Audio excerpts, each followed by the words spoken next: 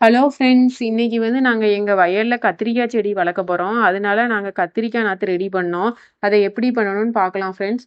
First வந்து ஒரு use and throw கப்பை எடுத்துட்டு அதில் வந்து அடியில் ஓட்டை போட்டுக்கிட்டோம். ஓட்டை போட்டுட்டு அதில் வந்து ஒரு 3/4 கப்புக்கு வந்து மண்ணை ஃபில் பண்ணோம்.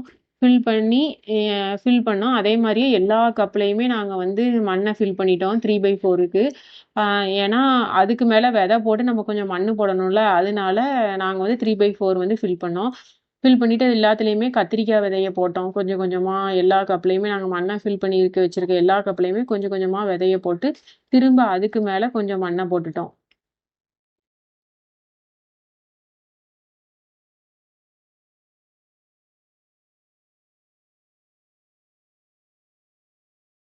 அதுக்கப்புறம் அந்த ஒரு பேஸ்கெட் இருந்துச்சு. அந்த பேஸ்கெட்லேயும் மண்ணை ஃபில் பண்ணி அதுலேயுமே கொஞ்சம் கத்திரிக்காய் விதைய ஃபுல்லாகவே போட்டோம்.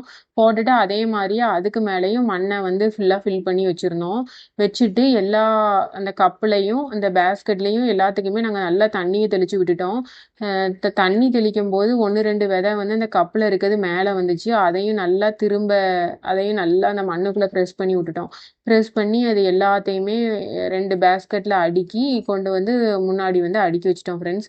Okay friends. இந்த இந்த கத்திரிக்காய் நாற்று வந்து நான் நடும்போது உங்களுக்கு வந்து நெக்ஸ்ட் வீடியோவில் காமிக்கிறேன். Thank you friends.